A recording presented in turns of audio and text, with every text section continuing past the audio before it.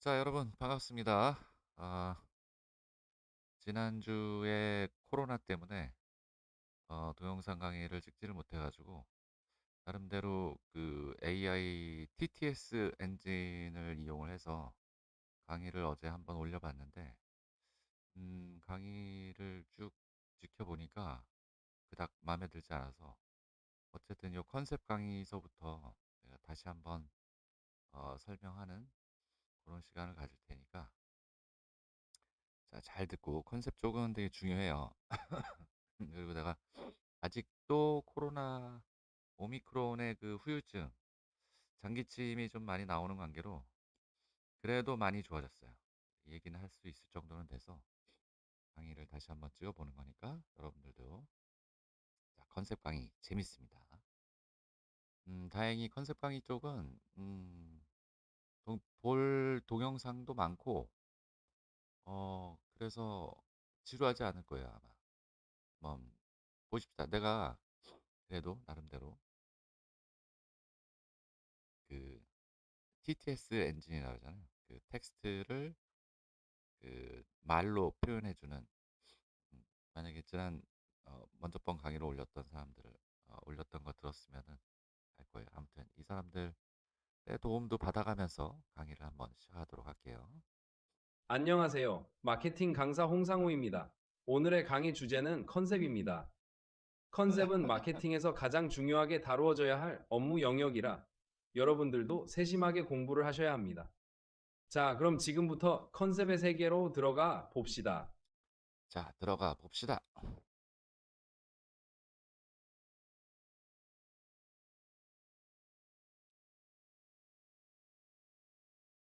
음, 왜 안 나지?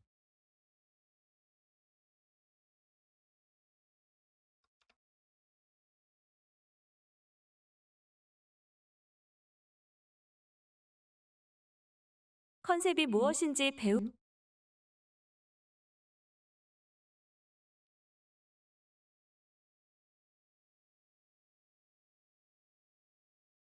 컨셉이 무엇인지 배우기에 앞서 컨셉이 필요한 이유를 먼저 듣고 나면 훨씬 이해가 쉬워집니다. 마케터의 입장에서 컨셉을 설계하는 가장 큰 이유는 상대방에게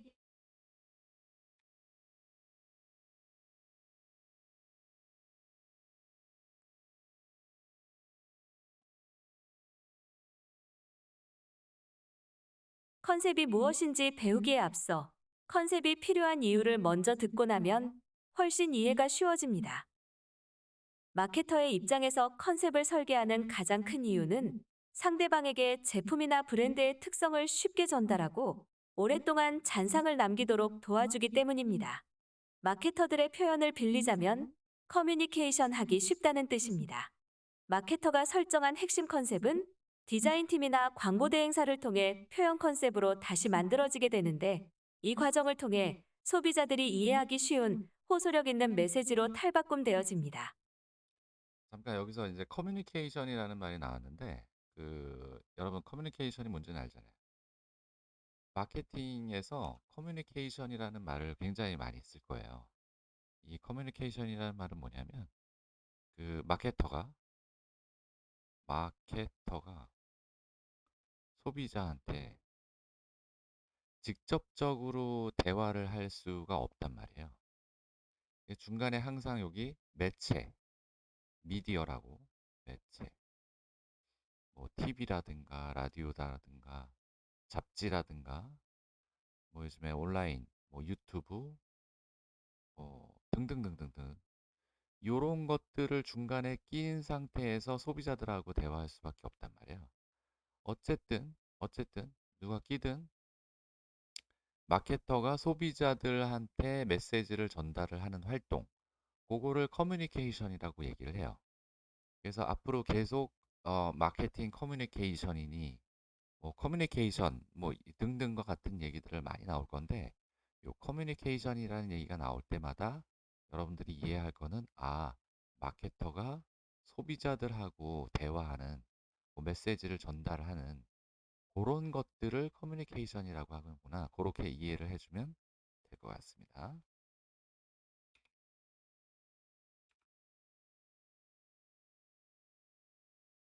여기서 핵심 컨셉이라는 단어와 표현 컨셉이라는 단어를 기억해 두시기 바랍니다.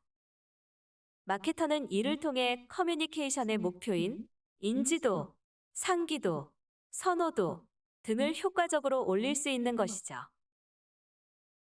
자, 여기서 인지도, 선호도, 상기도라는 말이 나왔어요. 인지도라고 하는 거는 소비자들한테 내 브랜드들을 인지시키는 거, 알리는 걸 얘기하는 거예요. 그래서 우리가 조사를 할 때, 이 제품 아세요? 이렇게 물어봐요, 소비자들한테. 삼성이라는 브랜드 아세요? 이럴 때 안다라고 대답한 사람들이 얼마나 많으냐, 이걸 가지고 인지도를 체크를 합니다. 선호도는 소비자들한테 똑같이 물어봐요. 삼성이라는 브랜드를 좋아하십니까? 이렇게. 그래서 얼마나 좋아한다, 좋아한다 5점 척도로 해가지고 1점부터 5점까지. 그래서 좋아한다 라는 얘기들이 나오면 선호도가 올라가는 거죠. 선호도는 곧바로 구매 의향으로 이어질 가능성이 높기 때문에 굉장히 중요하게 생각하는 척도예요. 상기도라고 하는 건 뭐냐면 소비자들한테 예를 들어 가지고 주름 화장품 하면 떠오르는 화장품이 뭐예요? 라고 물어봐요. 그랬을 때 뭐 1번 아이오페 레티놀이요.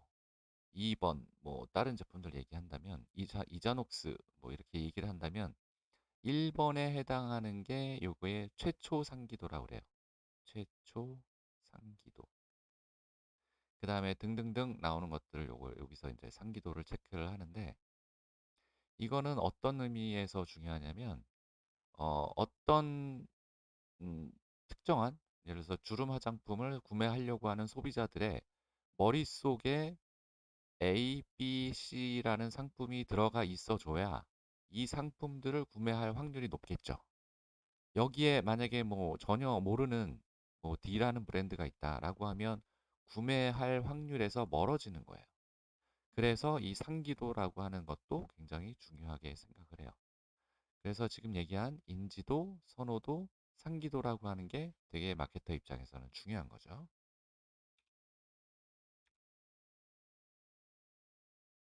지금 보시는 캐릭터들은 우리나라 대기업들의 컨셉이 소비자들의 마음속에 자리 잡아 캐릭터를 만들어낸 결과를 조사한 것입니다.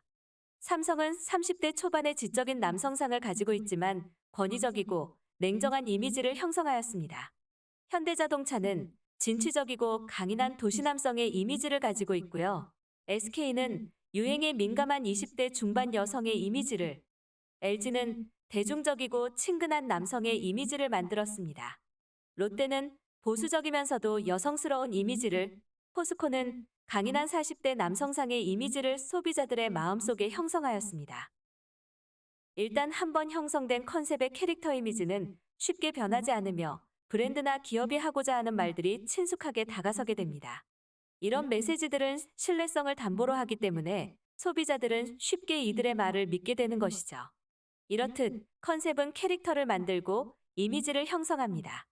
한번 형성된 캐릭터는 마케터로 하여금 다양한 활동을 보다 쉽게 할 수 있도록 도와주는 역할을 합니다. 네, 뭐 크게 어려운 거 없겠죠? 컨셉이 필요한 두 번째 이유는 마케터가 전달하고자 하는 메시지를 보다 명확하고 강렬하게 감성적으로 전달할 수 있다는 것입니다. 지금 보시는 그림들은 인포그래픽이라는 표현 컨셉의 일종입니다. 그림 안에 쓰여진 내용들을 만약 텍스트로만 써놓았더라면 아마 그 누구도 읽으려 하지 않을 것입니다. 그림과 같은 컨셉으로 표현하면 그 내용을 보다 효과적으로 소비자들에게 전달할 수 있을 것입니다. 컨셉을 표현하고자 할 때 주의해야 할 점은 일관된 톤 앤 매너를 유지해야 한다는 것입니다. 톤 앤 매너에 관한 이야기는 표현 컨셉을 자세히 설명할 때 함께 설명드리겠습니다. 자, 뭐 어려운 내용 없죠? 컨셉이 필요한 걸로 요게 이제 인포그래피라고 그랬잖아요. Sorry. 자, 인포그래피. 인포그래피. 그래픽. 인포메이션을 담은 담은 그래픽이라고 이해하면 될 것 같고, 주의할 거는 이제 톤 앤 매너라고 는 단어가 나왔는데, 톤 앤 매너에 대해서는 자세한 거는 이제 나중에 뒤쪽에서 설명을 해줄 거예요. 결국엔 뭐냐면 느낌이 비슷한 요런 톤, 컬러 톤이라든가, 매너라고 하면은 방식 같은 걸 얘기하는 거니까, 이런 식의 디자인, 이런 스타일 이렇게 이해를 하면 될 것 같아요. 이해하기 쉽다. 컨셉이 있으면.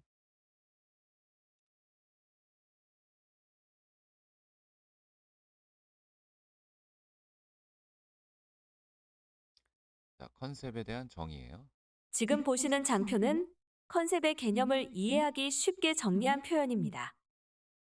컨셉이란 소비자들에게 자사의 상품이나 브랜드를 구매하도록 제안할 때 이것을 표현할 수 있는 핵심적인 표현이라고 설명할 수 있습니다. 여기서 기억해 두어야 할 단어는 핵심과 표현입니다. 여기서 핵심 컨셉이라는 단어와 표현 컨셉이라는 단어를 만들어낼 예정이기 때문이죠. 핵심 컨셉은 마케터가 설계하고요. 표현 컨셉은 디자이너가 담당합니다. 핵심 컨셉은 말로 설명할 수 있고요. 표현 컨셉은 시각적으로 표현되어야 합니다. 핵심 컨셉은 조직 내부에서 사용되는 것이 보통이고요.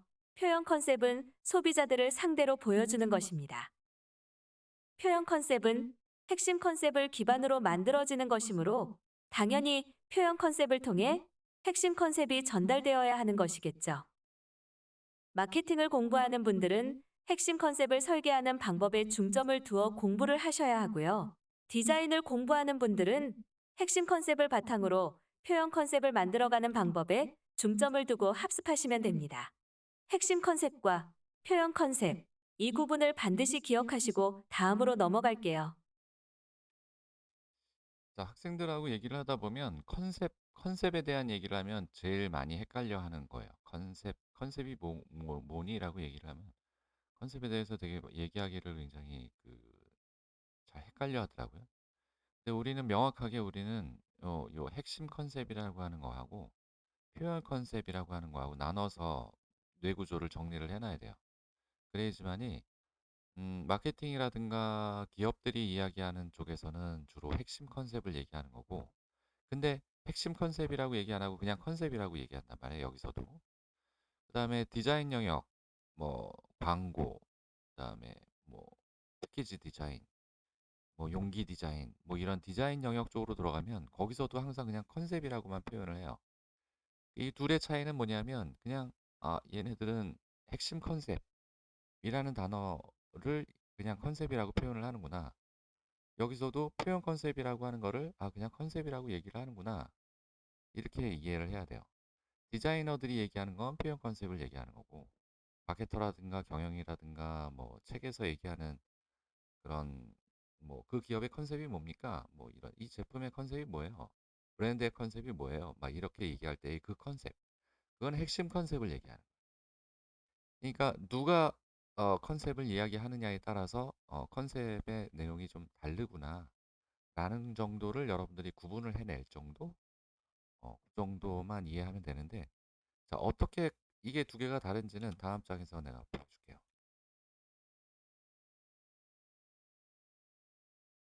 이번 장표에서는 핵심 컨셉이 어떻게 생겼는지, 표현 컨셉이 어떻게 생겼는지를 보여드릴게요. 핵심 컨셉에서는 4가지 단어에 대한 정의가 필요합니다. 이에 대한 정의는 제품 전략 강의 혹은 컨셉 개발 절차에 관한 강의에서 따로 공부합니다. 따라서 오늘 강의에서는 핵심 컨셉의 구조에 관해서만 공부하도록 합니다. T는 타겟입니다. 제품이나 브랜드의 타겟 고객을 여기에 적어 넣습니다. 연령별 타겟, 자, 잠깐. 방금 전에 그 얘기가 잘 안 들려가지고 그러는데, 우리 마케팅 초기에 배울 때 STP라는 거 배웠잖아요. 시장 세분화, 세그멘테이션, 그다음에 타겟팅, 포지셔닝 배웠잖아요. 그때 시장을 세분화한 다음에 타겟팅 하잖아요. 요 타겟팅한 요게 요거예요. 여기서 고객을 정의를 한단 말이에요. 요거는 시장을 정의를 하고 세분 시장을 정의하게 되죠. 그 다음에 이 세분 시장의 특징이라든가 이런 것들을 쭉 설명을 해줄 거예요. 거기서 고객이 나올 거고 이 고객에 대한 정의, 요 고객을 자, 세분 시장이 이렇게 나눴다라고 한다면 A, B, C, D 이렇게 나눴다면 요 B라고 하는 시장을 타겟으로 한다라고 하면 이 세분 시장을 나눌 때 이 시장 A 시장의 특징, B 시장의 특징, C, D의 특징들을 다 얘기를 할 거란 말이에요. 그 시장의 특징을 얘기한다라고 하는 거는 이 특징은 고객의 특징, 소비자의 특징을 얘기하는 거겠죠. 그러니까 요 순간 다 이미 그 세분 시장에 대한 고객의 소비자들의 특성은 다 나와 있는 거예요. 그랬을 때 요 B라고 하는 시장을 타겟을 하겠다라고 한다면 이 타겟팅 할 때 이 B라고 하는 세분 시장, 이 타겟 고객들에 대한 어, 이야기를 좀 더 해줘야겠죠. 그래서 여기서 타겟된 사람들을 여기다가 써주는 거예요. 야, 이거 여기에 보면 합리적인 선택 행동주의자라고 써놨잖아요. 요게 요 B라고 하는 시장 고객들의 특성이라는 거지. 자, 타겟. 그 다음에 자, 요 부분이 우리가 그 밸류 레더링이라고 하는 걸 통해서 여러분들한테 강의를 한번 한 적이 있을 거예요. 자, 여기 들어가는 게 베네핏. 그리고 여기 들어가는 게 어트리뷰트. 여기 들어가는 게 밸류죠. 자, 밸류는 가치, 베네핏은 편익, 어트리뷰트는 속성. 이렇게 이해하면 된다 그랬죠? 그래서 제일 중요한 건 여기 편익. 이 편익이라고 하는 게 소비자들이 궁극적으로 돈을 내는 거란 말이에요. 목이 마르다. 목이 마른 사람들한테 물을 물이라고 하는 물을 판매를 한다. 물이라고 하는 거는 갈증을 해소를 해주는 갈증 해소에 편익을 주는 거잖아요. 그게 편익. 결과적으로는 이게 돈인 거예요. 돈하고 바꾸는 거죠. 그다음에 이러한 편익을 누림으로 인해서 소비자들이 가져갈 수 있는 가치. 그다음에 요 물이라고 하는 놈이 갈증을 해소해 준다. 갈증 해소라고 하는 편익을 주는 속성이 뭐냐? 이 물이라고 하는 속성을 어트리뷰트에서 설명을 해주면 되는 거예요. 그 단계를 여기서 이야기를 해주는 겁니다. 더 들어볼까요? 성별 혹은 라이프 스타일별 타겟 고객을 말하는데요. 이는 STP 전략을 공부할 때 배운 시장 세분화 후 타겟팅에서의 타겟된 고객을 말합니다. V 밑에 있는 B는 베네핏입니다. 제품이 소비자들에게 직접적으로 제공할 수 있는 편익을 적습니다. 소비자들이 필요한 니즈, 이때 느끼는 갈증에 대해 제품이 줄 수 있는 그 무언가일 것입니다. 이것이 소비자가 돈을 지불하는 대가이지요. 배가 부르다, 따뜻하다, 시원하다, 즐겁다, 편리하다, 값이 싸다. 이런 것들이 소비자들이 가져가는 편익에 해당합니다. 기업은 자사의 제품이 소비자들의 니즈를 충족시켜 줌으로써 소비자들이 느끼는 갈증을 말끔히 해소해주고 이를 통해 소비자들이 느끼는 생활의 가치를 보여주고 싶어 합니다. 여기서 제품이 제공해 줄 수 있는 기대가치, 이를 밸류라고 합니다. 베네핏 상단에 있는 V칸에 이 밸류를 적어 넣습니다. 가치라는 것은 상당히 추상적인 것이어서 직접적인 지불 대가로 설정하기에는 무리가 있습니다.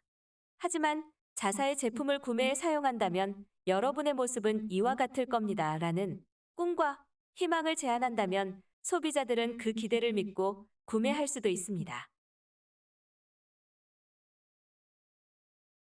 제일 밑에 있는 칸은 A, 어트리뷰트입니다.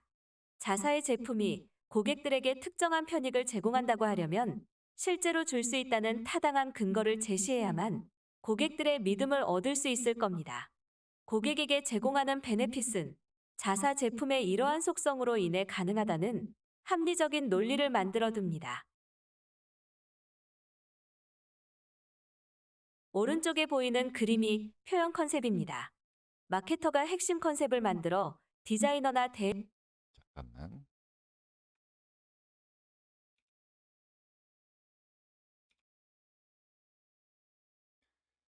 자, value, benefit, attribute라고 요 3단계 반드시 기억을 할 필요가 있어요.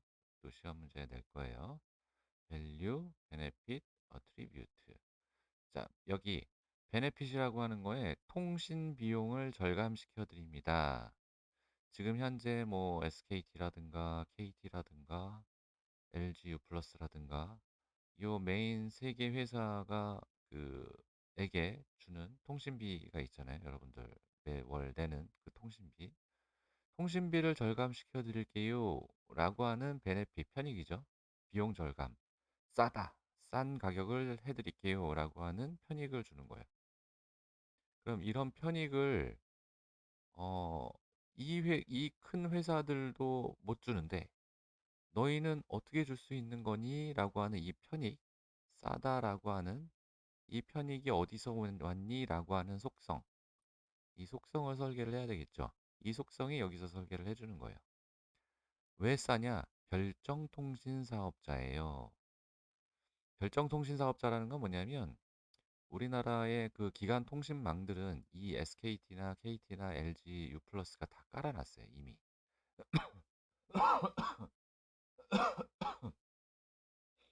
이미 다 깔아놨는데 이미 이 깔아놓은 이 망이 있잖아요. 이 망.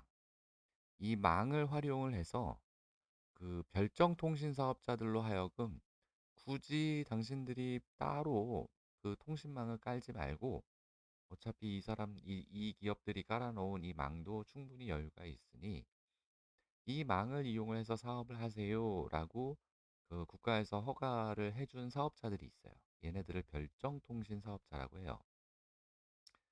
자, 그런데 이 별정통신 사업자의 그동안에 그 중소기업들이나 소기업들이 많이 그 도전을 했었는데 지금 대기업이 하나 뛰어들었는데 그게 뭐냐면 금융회사가 뛰어들었어요.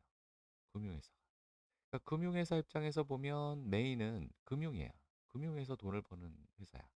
이 회사가 통신 사업에 뛰어들면서 굳이 많은 돈을 벌려고 하지 않을 거란 말이에요.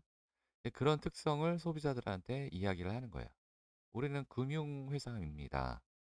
하지만 통신 사업자로서 여러분들한테 저렴한 통신비라고 하는 혜택을 드리겠습니다.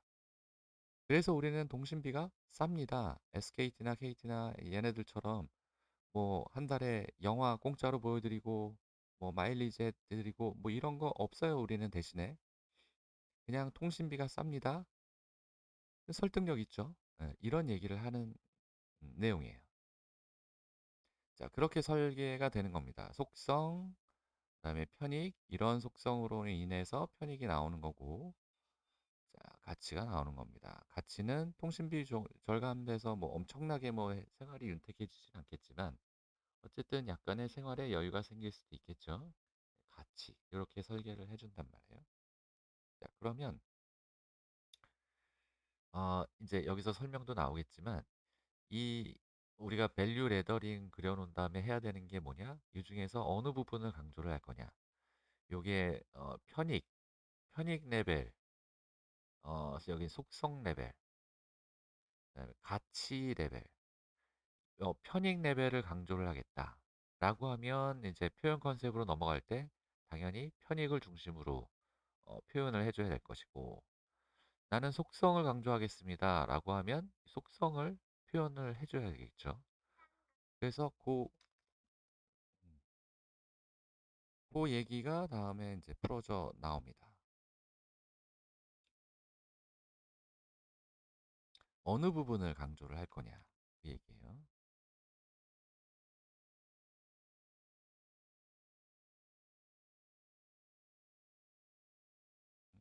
왜 안 나지?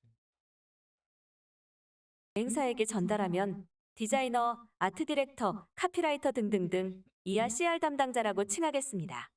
CR 담당자는 핵심 컨셉을 바탕으로 표현 컨셉을 설계해 나갑니다. 표현 컨셉을 만드는 방법은 별도의 강의로 다루도록 하겠습니다. 이번 장표를 통해 여러분은 핵심 컨셉과 표현 컨셉이 어떻게 생겼는지를 명확하게 이해하셨으리라고 봅니다. 그럼 지금부터는 핵심 컨셉에 관해 조금 더 알아보도록 하겠습니다.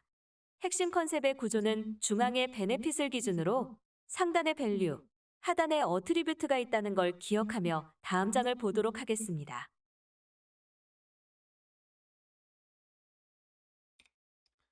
자, 여기 보면 마케터가 요 베네핏, 편익 레벨을 강조를 해주세요라고 하고 CR 담당한테 크리에이티브 담당이라고 해서 이건 누구냐면 디자이너 혹은 광고 대행사의 크리에이티브 디렉터 혹은 뭐 AE라고 해요. 광고 영업하는 사람. 뭐 이런 등등등의 사람들을 CR 담당이라고 내가 그냥 표현을 한 거예요. 왜냐면 이 사람들을 다 열거하기가 너무 힘들어서 그냥 핵심 컨셉이라고 하는 거를 디자이너, 크리에이티브 담당하는 그런 사람들한테 넘길 때 그 담당자들을 CR 담당이라고 내가 표현을 합니다. CR 담당자한테 통신 비용 절감이라고 하는 편익을 강조해서 광고를 만들어 주십시오라고 얘기를 했어요. 그랬더니 요런 광고가 나온 겁니다. 자, 리브 모바일이라고 하는 브랜드 제품이죠. 요거는 국민은행인가? 국민에서 만든 거예요. 자, 그래서 통신 비용이 싸다. 군더더기 없이 싹. 군더더기라고 하면 이제 다른 회사들이 뭐 여러 가지 뭐 영화 보여드려요, 뭐 마일리지 뭐 해드려요, 뭐 이런 기타 등등의 어떤 서비스 같은 거 얘기하는 거잖아요. 그런 것들이 없다는 거죠. 그런 것들이 싹 없어서 뺐다, 싹 뺐다. 그래서 통신비가 싸다. 자, 이렇게 강조하는 광고입니다. 통신비 가벼워지다. 자, 그래서 여기가 표현 컨셉, 핵심 컨셉과 표현 컨셉은 이렇게 다르다. 핵심 컨셉은 이렇게 설계가 되는 겁니다. 표현 컨셉은 그냥 우리가 다 눈으로 보는 것들이니까 여기에 들어가는 게 이제 광고 혹은 뭐 패키지, 디자인, 로고, 뭐 등등등등 우리가 그 기업이나 제품이나 브랜드의 무언가를 봤을 때 그거 인테리어, 간판 등등등등 이게 다 여기 들어가는 거예요. 다음 장 봅시다. 핵심 컨셉을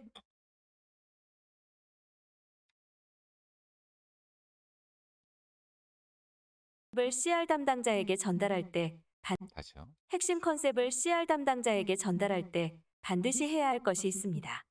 핵심 컨셉의 세 가지 단계, 즉 밸류, 베네핏, 어트리뷰트 이 세 가지 단계 가운데 어느 단계를 부각해서 표현 컨셉을 작성할 것인지를 결정해 주어야 합니다. 이것을 결정해 주지 않으면 CR 담당자는 매우 큰 혼돈 속으로 빠져들게 됩니다. CR 담당자는 마케터가 아니기 때문에 이것을 요구해야 한다는 사실도 잘 모르는 경우가 허다합니다. 막말로 개고생하게 된다는 것이죠. 핵심 컨셉의 강조 포인트를 잡는 것은 오로지 마케터의 의사결정 사항이지만 그렇다고 임의적으로 결정하는 것은 아닙니다. 시장 환경, 상품의 성격, 소비자 관여도 수준 등등등을 고려하여 결정하여야 합니다. 보통의 경우 시장에 도입기에 있는 상품, 가격이 비싼 고가 상품군들, 소비자 관여도가 높은 상품군들, 이런 상품들은 밸류 단계를 강조하는 경우가 많습니다. 밸류 단계는 메시지가 추상적이긴 하지만 소비자들의 감성에 호소하는 감정적 메시지 전달이 가능하므로 잘난 고급진 광고가 만들어지기도 합니다. 반면에 성숙된 시장, 경쟁이 치열한 시장, 이런 시장들은 소비자들의 편익을 찾아 어필하는 데 한계가 있어 어트리뷰트 단계, 즉 속성 단계를 강조해야만 하는 경우가 많습니다. 이런 광고들은 소비자들의 합리적인 이성을 자극해야 하므로 말이 많아지고 직접적인 표현, 똑 부러지는 표현, 반복적 표현 들을 사용하다 보니 고급진 광고와는 거리가 멀어집니다. 마케터는 자기가 담당하는 시장에 관해 너무나도 잘 알고 있으므로 상대방도 당연히 알고 있을 것이라는 착각을 하기 쉽습니다. 하지만 상대방이 꼭 그렇지 않을 수도 있다는 걸 잊지 말았으면 좋겠습니다. 아래 장표는 어느 화장품 회사의 마케터가 정리한 핵심 컨셉 자료입니다. 자, 부가적으로 설명을 좀 더 하면, 시장이라고 하는 게 처음에 형성이 될 때, 그때는 요 밸류, 요 가치를 강조하는 경우가 많아요. 어떤 새로운 시장이 만들어질 때, 이 제품이죠. 어떤 특정한 제품이라고 하는 걸 시장에 내놓을 때, 이 제품을 사용을 하면 여러분의 라이프 생활이 이렇게 한 단계 발전을 합니다. 라는 얘기를 하려면 당연히 이제 가치를, 이 제품의 가치를 이야기를 많이를 해준단 말이에요. 어떤 예가 있을까요? 새로운 가전 제품들 뭐가 있을까? 음, 으, 되게 많은데 갑자기 기억이 안 나네. 아무튼 넘어갑시다. 그런 가치를 이야기를 해주다가 경쟁자들이 여기 이제 시장에 뛰어든단 말이에요. 경쟁자들이. 그러면 이 회사가 주는 가치나 이 회사들이 다른 회사들이 주는 가치나 거의 비슷한단 말이에요. 그래서 그 다음서부터는 이 제품이 주는 편익을 더 강조를 하기 시작을 해요. 각사가 우리 제품을 쓰면 더 좋은 편익을 줍니다. 여기서 이제 차별화 포인트를 막 얘기하기 시작한단 말이에요. 그러면서 뭐 가격 같은 것도 이제 가격도 편익이니까 우리 제품이 더 싸요. 라고 그런 일들이 벌어져요. 이게 점점 내려옵니다. 점점. 시장의 경쟁이 치열해지고 뭐 그럴수록. 이제 시장이 성장기를 지나서 성숙기 시장으로 넘어가면 굉장히 많은 회사나 제품들이 여기서 막 치열하게 싸움을 한단 말이에요. 그러다 보니까 이 사람들이 하는 얘기에 일반적으로 소비자들도 다 알아. 다 이해하고 이거에 대한 정보도 너무나도 많아. 대표적인 게 화장품 같은 거죠. 화장품. 처음에 화장품이라는 게 없었을 때 옛날에 뭐 60년대, 1960년대, 70년대 이럴 때 우리나라 최초의 화장품 동동구리무라는 게 있었어요. 동동구리무. LG 생활건강에서 만들었던 화장품이었는데 화장품도 아니었죠. 그냥 이거 쓰 번들번들해지는 거니까. 그냥 이거 쓰면은 피부가 좀 거칠지 않고 까칠지 않고 뽀송뽀송해진다. 뭐 이런 컨셉으로 이제 했단 말이야. 하지만 이제 지금은 어떠냐? 지금은 완전 성장기, 성숙기 시장이잖아요. 화장품에 대해서 모르는 사람도 없고 관련된 정보들도 막 넘쳐나잖아요. 그러니까 이럴 때 소비자들한테 어느 회사가 툭 튀어나와 가지고 우리 제품을 쓰면은 보습이 뛰어납니다. 보습이 뛰어나다. 뛰어납니다. 여긴 편익이잖아요. 이런 편익만 얘기를 해봐야 씨알도 안 맥힌다는 거지. 또 한편으로 우리 화장품을 쓰면 아름다운 생활을 즐길 수가 있습니다. 막 이런 가치를 강조하는 표현을 해봐야 이것도 씨알도 안 맥혀요. 지금의 시장은 뭐냐면 보습이 왜 뛰어난데 이 얘기를 해줘야 되는 시장이라는 거지. 이 속성을 얘기를 해줘야 되는 시장이다 이거지. 그래서 요 가치, 편익, 속성 이거를 언제는 무엇을 강조를 해야 됩니까? 라고 하는 거는 그 시장에 따라 다르다. 이거를 이해를 해줬으면 좋겠어요.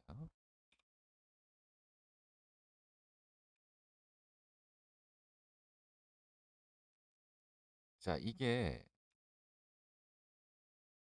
타겟은 합리적인 선택 행동주의자라고 돼 있어요.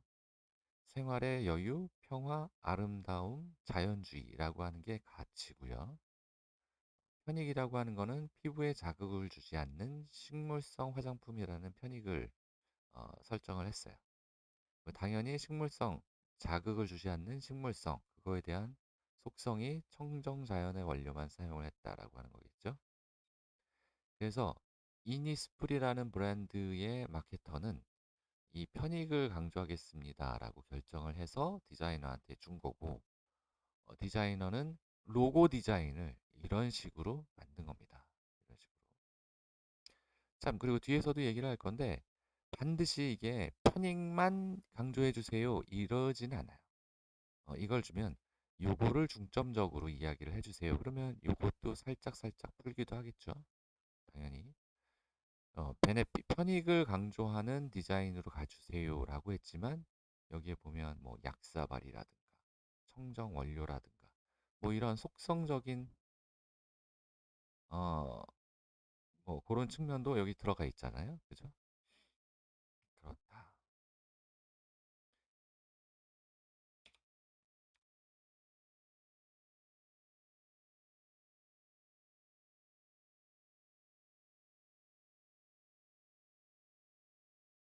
핵심 컨셉을 CR 담당자에게 전달할 때 반드시 해야 할 것이 있습니다.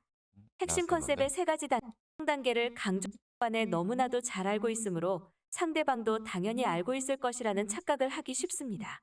하지만 상대방이 꼭 그렇지 않을 수도 있다는 걸 잊지 말았으면 좋겠습니다. 아래 장표는 어느 화장품 회사의 마케터가 정리한 핵심 컨셉 자료입니다. 마케터는 핵심 컨셉 중 베네핏 단계를 중점적으로 마케팅해 나가려는 계획을 가지고 있으며 이를 CR 담당자에게 전달하였습니다. 그리고 CR 담당자는 오른쪽에 보이는 화장품 브랜드의 로고를 디자인하였습니다. 바로 이니스프리 브랜드입니다. 만약 마케터가 밸류 단계를 강조하려 하였다면 디자인은 전혀 다른 시안이 나왔겠죠. 여러 CR 담당자 중에 로고 디자이너의 표현 컨셉을 보았습니다. 그럼 광고를 맡은 CR 담당자는 어떤 표현 컨셉을 만들었는지를 살펴보고 다음 장으로 넘어가겠습니다. 자, CR 담당자 중에 로고 디자이너는 이렇게 디자인을 했다. 그러면 이제 CR 담당자들 중에 광고 담당하는 사람도 있을 거잖아요. 광고 담당자는 그러면 이 핵심 컨셉을 어떤 식으로 녹였는가 그걸 한번 봅시다라는 거예요. 자, 그래서 광고를 한번 볼 건데 피부에 자극을 주지 않는 식물성 화장품 이야기가 중점적으로 나오겠죠. 그런데 한편으로는 요 숙성적인 측면도 많이 강조를 하고 싶을 거예요. 한번 봅시다.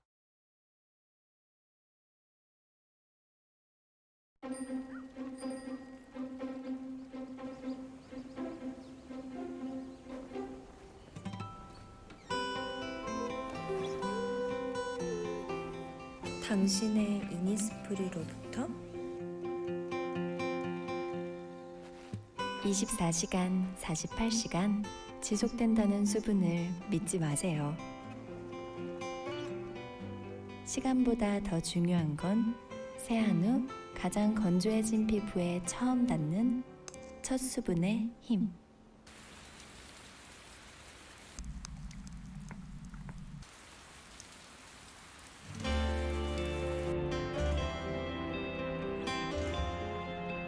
우린 이 한 방울에 모든 것을 걸었어요.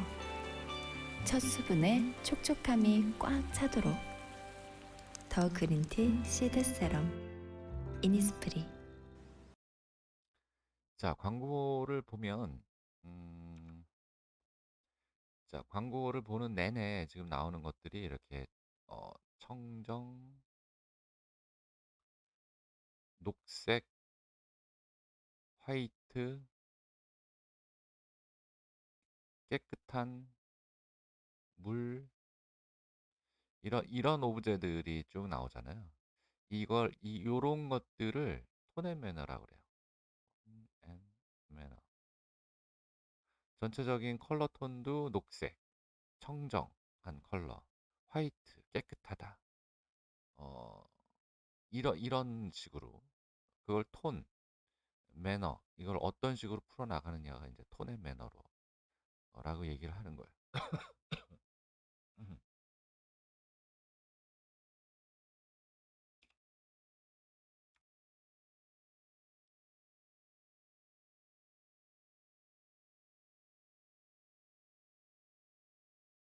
자, 다음 장 봅시다. 이번에는 밸류를 강조한 표현 컨셉을 보겠습니다. 밸류를 강조하는 표현 컨셉은 소비자들에게 주는 특별한 편익을 강조하지 않습니다. 지금 보시는 광고는 수자인 아파트와 레미안 아파트의 광고인데요. 아파트는 소비자들의 관여도가 높은 고가 상품에 해당합니다. 따라서 표현 컨셉은 당연히 밸류를 강조하는 방향으로 가야겠지요. 수자인 아파트와 레미안 아파트. 여러분은 어떤 아파트에서 살고 싶은 마음이 드시나요? 한번 볼까요? 자, 아파트 광고가 꽤 밸류를 강조하는 사례로 괜찮은데 최근에는 아파트 광고가 많이 없더라고요. 예전만큼은. 옛날. 과거에 그 한국의 부동산이 많이 올라갈 때 그때는 뭐 재건축, 재개발 뭐 이런 것들이 유행일 때니까 서로 아파트 광고를 많이 했는데 아마도 올해 또 그런 일이 있을지는 모르겠지만 어쨌든 아파트 광고는 대표적으로 밸류를 강조하는 스타일의 광고를 많이 내보내요. 음, 레미안하고 수자인 아파트 광고인데 먼저 수자인 한번 봅시다.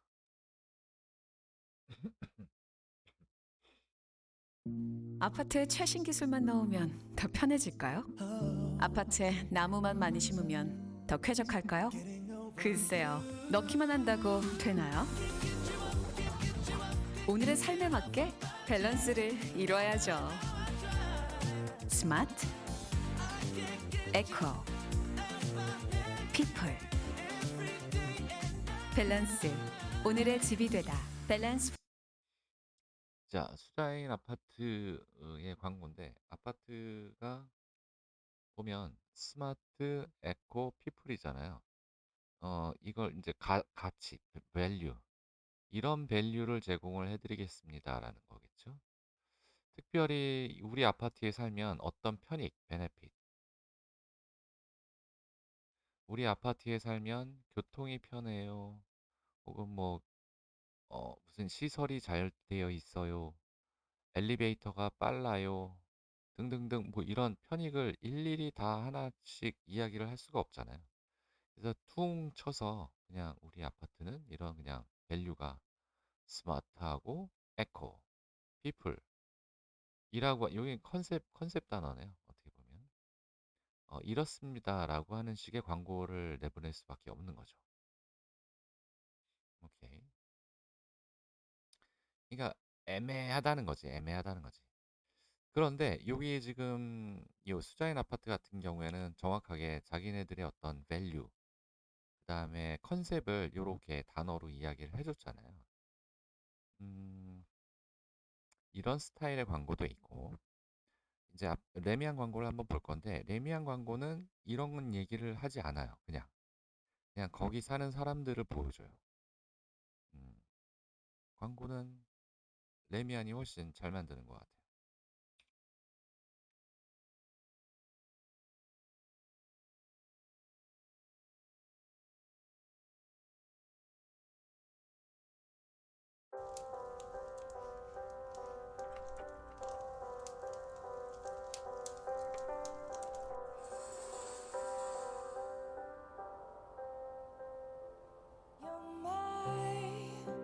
Always you're my forever you're my reality you're my sunshine you're my best times you're my I'll give you my whole heart for my whole life this is where it starts.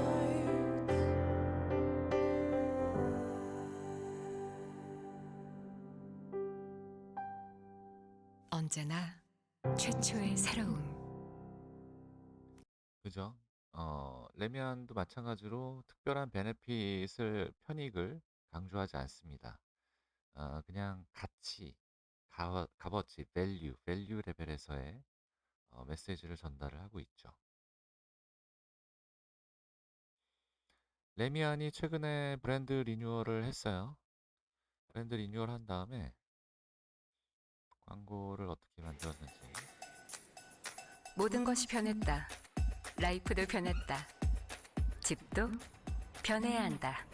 다시 새롭게. 이제 집은 가족의 공간이자 개인의 공간, 휴식의 공간이면서 사무의 공간, 피지컬한 공간이면서 아주 심리적인 공간, 공개된 공간이면서 은밀한 공간.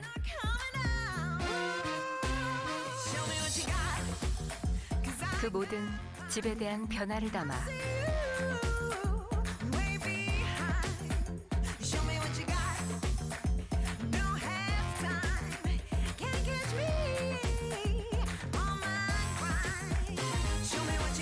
레미안.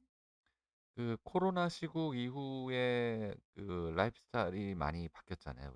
우리나라도. 그 집에서 재택근무를 하는 경우도 굉장히 많이 늘어나고, 그러다 보니까 집이라고 하는 공간에 대한 개념을 과거보다는 좀 더 다른 시각으로 좀 많이 보게 됐고, 그다음에 집이라는 공간에서 많이 생활하는 시간이 절대적으로 늘어나다 보니까 집을 바라보는 사람들의 인식 자체가 많이 달라졌다. 그래서 그거에 대한 새로운 관점에서의 레미안 아파트를 이렇게 좀 봐달라라는 광고였어요. 잘 만들었죠?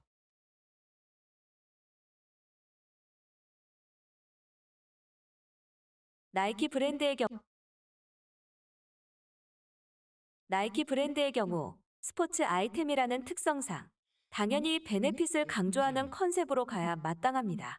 스포츠 브랜드들 간의 경쟁도 매우 치열하고 시장 성숙도도 매우 높은 시장이기 때문이죠. 하지만 나이키는 전혀 다른 전략을 펼쳐나갑니다. 시장의 막대한 점유율을 바탕으로 마치 자신에겐 경쟁 따윈 의미가 없다는 식으로 말이죠.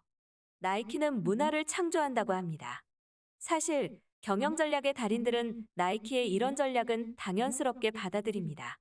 1등 기업은 경쟁을 통해 다른 브랜드의 점유율을 뺏어오려는 전략은 의미가 없습니다. 이보다는 차라리 시장 자체의 규모를 키워 더 많은 매출을 올리는 것이 이득이죠. 나이키의 저스트 두 잇 광고 캠페인은 이런 노림수를 바탕으로 제작된 광고 캠페인입니다. 가만히 있는 사람들에게도 당장 밖으로 뛰어나가 운동하게끔 만드는, 마치 뛰지 않으면 뒤처진 사람처럼 비춰질 수 있도록 만드는 그런 광고를 내보내기 시작했고, 이들의 노림수는 시장에서 엄청난 반향을 일으키며 시장을 키워나갔습니다. 자, 나이키 스포츠 아이템이에요. 스포츠 아이템은 과거에 나이키가 벌써 역사가 한 4, 50년 되나요? 꽤 아무튼 오래됐는데 당연히 스포츠 그 당시 처음에 스포츠 용품들이나 특히 신발로 광고를 많이 했는데 그 당시에 우리 신발을 신으면 우리가 쿠션을 잘 만들었다, 튼튼하다, 피곤하지 않다 이런 얘기들을 많이 했단 말이에요. 과거에는. 그런데 그런 시국에서 나이키가 판을 흔들어요. 나이키도 역시 마찬가지로 그 당시만 해도 뭐 에어 쿠션 뭐 이런 것들을 막 만들면서 아무리 오랫동안 운동을 해도 발바닥이 피곤하지 않는 운동화 뭐 이런 식으로 그 어필을 많이 했는데 이후에 나이키의 광고 캠페인 Just Do It 이라고 하는 광고 캠페인을 통해서 어, 광고계의 혁신을 어, 만들죠. 다시 얘기하면 편익을 강조하던 시대에서 편익 혹은 속성을 강하게 어필을 하던 시국이었죠. 왜냐하면 시장 자체도 성숙기 시장이고 성숙기. 그다음에 경쟁도 치열하고 경쟁이 아주 치열하죠. 나이키, 아디다스, 퓨마 엄청나게 많은 브랜드들이 있었으니까. 당연히 이런 쪽에서 경쟁을 해야 되는데 나이키가 자기 혼자 툭 튀어나와서 Just Do It이라고 하는 광고 캠페인을 해요. 그런데 왜 나이키가 이런 광고 대행사에서 이런 광고 쪽을 갑시다라고 했을 때 본사에서 오케이, 콜. 자, 했냐면 뭐냐면 나이키가 1등 브랜드이기 때문에 어, 경쟁을 통해서 편익이나 속성을 강조를 해서 경쟁사 브랜드의 점유율을 갖고 오는 거는 의미가 없는 거예요, 얘네들은. 차라리 이거지. 나이키. 나이키가 얘네들 거 뺏어오려고 노력하는 것보다는 차라리 이 판을 키우자. 이 판을 이렇게 키우자는 거지. 그 전략을 가는 거예요. 그냥 just do it 이라고 하는 그 메시지를 소비자들한테 강하게 전달을 하면서 가만히 있지 말아라 이거지. 사무실, 집안에 가만히 처박혀 있지 말고 나와서 뛰어라. 이런 메시지를 계속 소비자들한테 전달을 합니다. 그렇게 어필을 하는 광고의 모습들이에요. 한번 보시죠.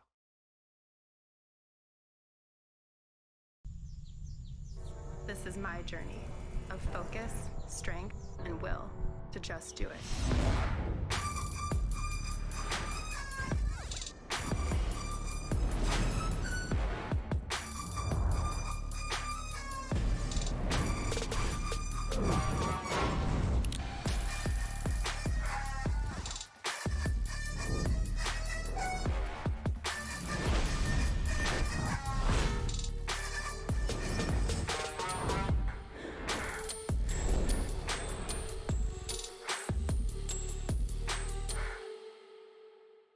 네.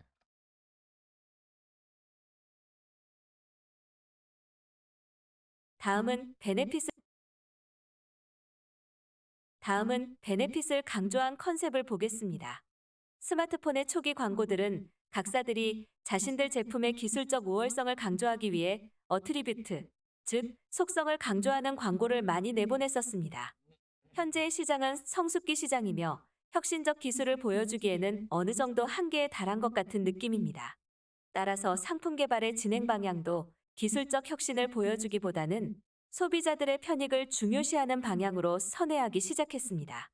아이폰이 생각하는 소비자 편익이 무엇인지 이번 광고를 통해 알아보겠습니다.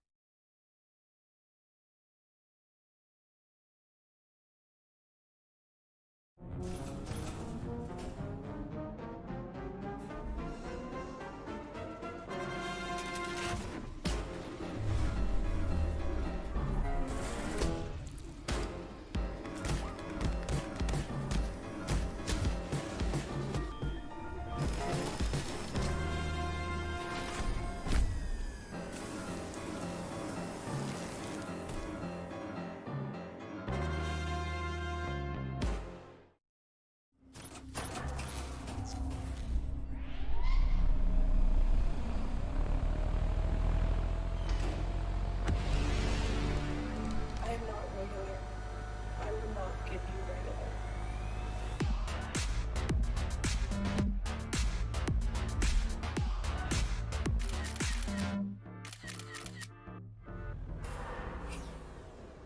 I am not regular. I will not give you regular. 자, 누가 봐도 편익을 강조하는 광고라는 걸 알 수가 있죠. 다음은 제품의 속성을 강조하는 컨셉을 보겠습니다. 사례는 아이오페 레티놀 제품인데요. 주름 화장품 시장을 한번 살펴보면 만약 베네핏을 강조하는 컨셉이라면 주름을 없애드립니다. 라는 표현으로 소비자를 설득해야 하는데 별로 설득력이 없어 보이겠죠. 밸류를 강조하는 컨셉이라면 주름 없는 젊은 피부, 당신이 최고입니다. 라는 식의 메시지여야 하는데 이것도 설득력이 없어 보입니다. 화장품 시장이 성숙기 시장이라는 점, 소비자 관여도가 높은 시장이면서 관련된 정보가 넘쳐나는 시장이라는 점 등등을 고려해 해당 마케터는 제품의 속성을 강조하기로 결정한 것 같습니다. 그렇게 해서 탄생한 아이오페 레티놀 광고를 한번 보겠습니다. 네, 밸류 레벨에서 얘기한다면 주름 없는 아름다움 뭐 이렇게 얘기를 할 거고요. 편익을 얘기한다면 주름을 없애드립니다. 이런 얘기를 해야 될 거예요. 근데 이 정도 메시지에 소비자는 움직이지 않는다는 거죠. 이 정도 메시지에는. 정확하게 주름을 당신의 제품을 쓰면은 주름을 얼마나 없애줄 건데요? 라고 하는 강한 믿음, 근거를 제시를 해줘야 된다는 거죠. 아이오페 레티놀은 그 근거로 레티놀이라고 하는 거를 이야기를 하고 싶은 거죠. 레티놀 함량을 많이 늘렸다. 이런 걸로.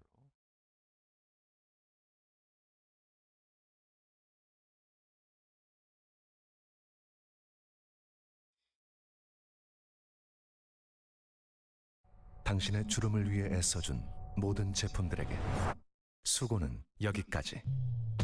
이제 슈퍼레티놀 깊은 주름까지 단 2주. 레티놀은 아이오페. 네. 컨셉을 강조할 때 반드시 한 단계만을 강조하여야 하는 것은 아닙니다. 복합적인 내용을 강조할 수도 있습니다. 물론 광고가 설명할 내용이 좀 많아지기는 하겠죠. 새로운 서비스, 새로운 제품들을 출시할 때면 마케터는 늘 이런 고민을 하게 됩니다. 이럴 때는 표현 컨셉을 개성 있게 연출해서 소비자들이 지루하지 않게 광고를 볼 수 있는 독특한 연출이 필요합니다. 지금 보게 될 광고는 SKT가 새로운 서비스 상품을 런칭하면서 만든 광고입니다. 편익과 속성을 동시에 담으려다 보니 광고가 다소 길어지는 단점이 발생하고 이를 극복하기 위해 독특하고 재미있는 연출이 필요했습니다. 자, 이 얘기를 안 해주고 그냥 넘어온 것 같은데, 핵심 컨셉 설계를 할 때 밸류, 베네핏, 어트리뷰트라고 하는 게 있는데 왜 요 부분만을 중점으로 강조를 해야 되나요? 왜 요 부분만을 강점을 해야 되나요? 라고 하는 왜를 내가 얘기를 안 해준 것 같은데, 왜냐하면 많은 얘기를 해줄 수가 없어요. 어, 이게 뭐 CF가 됐건, 뭐, 라디오 광고가 됐건, 아니면 뭐 어떤 광고가 잡지 광고가 됐던, 만약에 많은 내용을 집어넣으려고 하면, 아, 좀 난잡해진다고 해야 되나? 그냥 눈길을 끌 수 있는 그런 메시지 설계가 힘들어요. 그래서 하나의 메시지만 전달을 하자. 이 방법이에요. 그래서 한 가지만, 그 한 가지가 이 레벨입니까? 이 레벨입니까? 이렇게 나오는 거예요. 근데, 새로운 상품, 시장에 없던 상품들을 내보낼 때는, 이게 참 힘들죠. 이게 딜레마에 빠지는 겁니다. 그래서 뭔가를 하나만 얘기하려니까 너무 앞뒤가 안 맞는 뭐 이런 메시지가 설계가 되기도 하고, 그러다 보면 어쩔 수 없이 편익과 속성을 동시에 강조를 해야만 되는 경우가 있어요. 예, 있어요. 근데 이게 이제 대표적으로 SKT에서 그 렌탈 서비스를 런칭을 할 때 만들었던 광고인데, 그러다 보니까 어떻게 되겠어요? 광고가 길어지겠죠. 할 얘기가 많으니까. 그러니까 광고가 길어지니까 긴 광고를 소비자들이 안 보려고 한단 말이에요. 그냥 패스, 보다가도 그냥 넘어가 버리고. 그러다 보니까 재밌어야 돼. 무조건 독특해야 돼. 자, 그런 부분이 강조가 되는 건데 광고 한번 봅시다.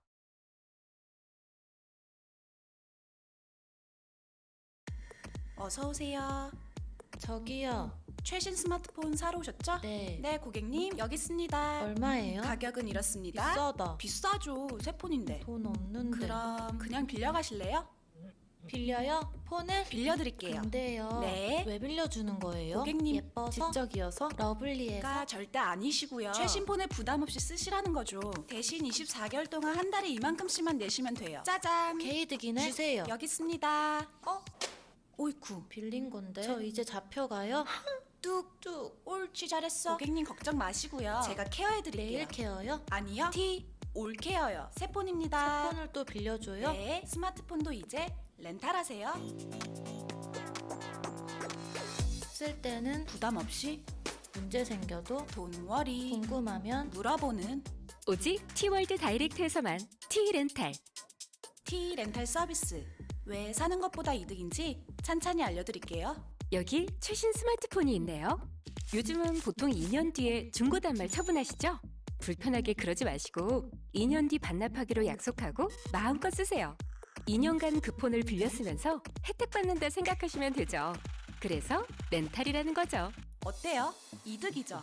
이것이 바로 T렌탈. T 렌탈을 더 편리하게 만들어주는 T 올케어에 대해서 알아볼까요? 빌려 쓰던 스마트폰 액정이 깨져도 어쩌다 폰을 분실해도 자, 여기까지. 일단 한번 설정된 컨셉은 중간에 변경하는 것은 아주 위험합니다. 돈이 많이 들기 때문이죠. 하나의 이미지를 각인시키는 데에도 엄청난 비용이 투입되는데 또 다른 컨셉을 주입시키려면 더 큰 비용이 들어갑니다. 따라서 한번 설정한 컨셉은 일관되게 밀고 나가야 합니다. 컨셉의 일관성은 다양한 표현 컨셉을 통해 만들어져 나가게 됩니다. IMC라는 단어는 인티그레이티드 마케팅 커뮤니케이션의 약자로 통합적 마케팅 커뮤니케이션을 의미합니다. 자, IMC라는 말이 나왔는데 IMC 인티그레이티드 마케팅 커뮤니케이션의 약자예요. 그래서 인티그레이티드 통합적 마케팅 커뮤니케이션이 뭐라는 거는 앞전에 설명했잖아요. 마케터가 소비자에게 전달하고자 하는 이 메시지를 일관되게 통일을 하자. 그러니까 하나의 메시지를 A라고 하는 메시지로 설계를 했다면 소비자가 이 마케터의 메시지를 접하는 이 모든 부분을 하나로 통일을 하자. 그래서 통합적 마케팅 커뮤니케이션이라고 하는데 이런 게 뭐가 있냐? 광고 당연히 들어가겠죠. 광고 안에는 뭐 잡지 광고서부터 등등등등 다 모든 광고. 자, 홍보도 마찬가지로 등등등등 다 들어가고. 그다음에 상품 패키지. 여기 좀 맥도날드 이제 보고 있는데 상품 패키지도 다 통일을 하라. 그다음에 용기 디자인 같은 경우에 보면 스킨푸드 같은 경우에도 모든 용기가 다 그 푸드 그 컨셉에 맞춰서 다 디자인을 했잖아요. 그런 식으로 다 통일을 하자. 자, 이런 의미에서 나온 말이 IMC예요. IMC 통합적 마케팅 커뮤니케이션이다. 어려운 단어가 나와서 설명을 해줬어요. 광고는 물론이고 제품의 패키지, 로고, 점원의 의상, 매장의 인테리어 등등 모든 표현 컨셉들을 하나로 통일시켜 일관되게 밀고 나가는 것이 좋은 전략입니다. 버거킹과 맥도널드는 오랫동안 유지한 브랜드 컨셉이 시대에 뒤떨어지는 것을 방지하기 위해 정기적인 브랜드 리뉴얼을 진행합니다. 이와 관련된 영상을 하나 볼 텐데요. 브랜드 리뉴얼을 진행하면서 얼마나 많은 것들을 통일성 있게 바꾸어 나가는지 유심히 살펴보시면 좋을 것 같습니다. 자, 회사가 브랜드 리뉴얼을 해요. 브랜드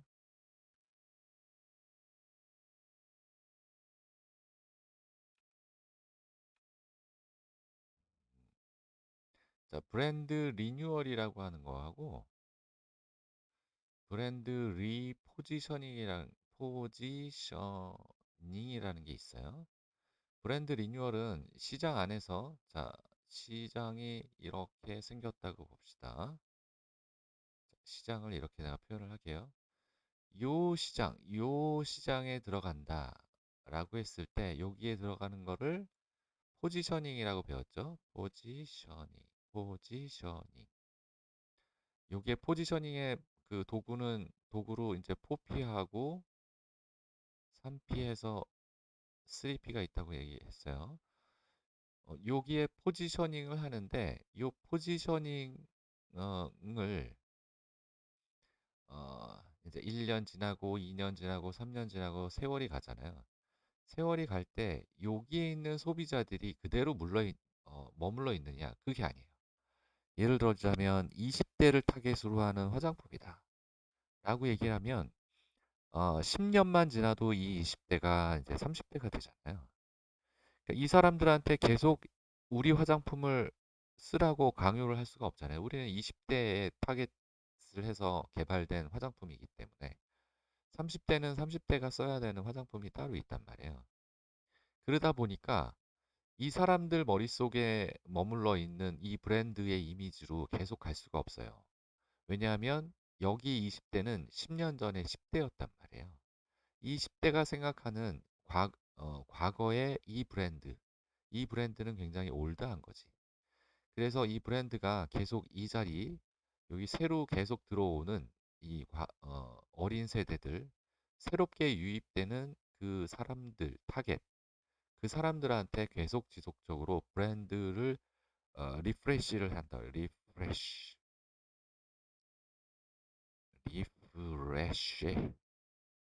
리프레시를 하기 위해서 계속 신선감을 줘야 돼요. 사람들한테. 근데 신선감을 자근자근하게 주다가 더 이상 이 정도의 신선도를 줘서는 소비자들한테 어필이 안 된다. 왜냐하면 계속 점유율이 떨어지니까. 왜냐하면 또 계속 새로운 경쟁자들이 이 새로운 타겟들을 대상으로 어필을 할 거기 때문에 그 경쟁에서 살아남기 위해서 리프레시 수준으로 안 되겠다 했을 때 브랜드 리뉴얼을 하는 겁니다. 리뉴얼. 아예 새롭게 태어나는 거죠. 어, 예를 들어서 자동차로 치면 소나타라든가 그랜저라든가 이런 브랜드들이 페이스리프트 같은 거 하잖아요. 페이스리프트 같은 거 하는 거 요게 이제 리프레시를 주는 거지. 근데 페이스리프트 정도로는 이게 점점 이상해지고 차가 그러다 보면 아예 그냥 리뉴얼을 해버리는 겁니다. 디자인을 완전 새롭게. 그게 리뉴얼이에요. 리포지셔닝이라는 건 뭐냐면 여기에 있던 브랜드의 포지셔닝을 위치를 살짝 바꿔주는 거예요. 이런 식으로. 포지셔닝을 달리 간다. 여기에 처음에 포지셔닝을 했는데 이 시장이 아닌가 봐. 이 시장이 너무 생각보다 작거나 아니면 시장에 너무 거대한 경쟁자가 있어서 여기에 포지셔닝이 제대로 못하고 있는 상태. 이럴 때 마케터는 중대 결정을 하게 되죠. 포지셔닝 바꾸자. 리포지셔닝. 그래서 포지셔닝을 일로 간다. 자, 이런 결정을 리포지셔닝이라 해요. 브랜드 리뉴얼과 리포지셔닝은 그렇게 다르다. 그거 이해하시고.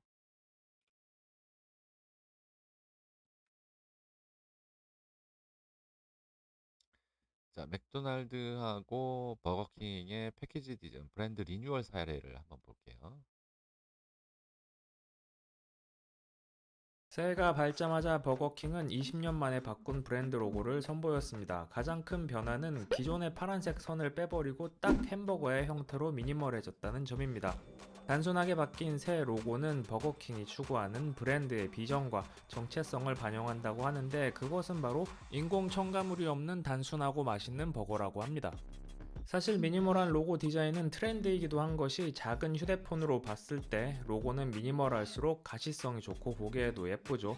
버거킹은 로고뿐만 아니라 완벽한 리브랜딩을 위해 플레임이란 폰트도 개발했으며 로고와 폰트를 패키징, 인테리어, 메뉴판, 유니폼, 그리고 SNS 계정 모두에 적용할 예정입니다. 이 작업은 전 세계 19,000여 개 매장에 진행되는 만큼 막대한 시간과 비용이 투입될 예정입니다. 한편 이 모든 디자인 작업은 존스 롤스 리치에서 진행했는데 이들은 하인스의 리브랜딩도 작업했죠.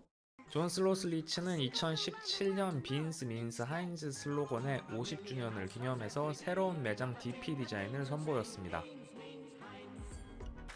버거킹이나 하인스 같은 F&B 기업 즉 식음료 기업들은 수년간 이어져 온 전통의 맛을 바꿀 수 없기 때문에 이런 식으로 로고, 패키징 또는 매장 DP에 변화를 줌으로써 자칫 올드해질 수 있는 브랜드 이미지에 활력을 불어넣고 소비자들의 관심을 이끌어내는 겁니다. 하인즈는 작년 150년 만에 새로운 글로벌 마스터 브랜드를 공개했는데 1869년 브랜드 런칭 후 다양화된 카테고리의 제품 아이덴티티를 하나로 통일한 거죠. 하인즈의 상징 키스톤이 중심이 되었습니다. 하인즈는 이 새로운 디자인을 폰 케이스 등 굿즈로도 활용할 계획이죠. 버거킹과 하인즈가 리브랜딩으로 포스트 코로나를 준비하는 가운데 맥도날드의 움직임은 어떨까요? 65년이 넘는 역사를 가진 맥도날드 역시 다양한 로고와 패키지 디자인의 변화를 거쳐왔는데 지금은 상상도 못할 캐릭터 및 로고도 눈에 띕니다. 맥도날드의 로고 역시 시간이 흐를수록 점차 미니멀하게 변하는 것이 눈에 보입니다. 맥도날드는 올해 새로운 패키지 디자인을 선보일 예정인데 그 느낌을 살짝 보시죠.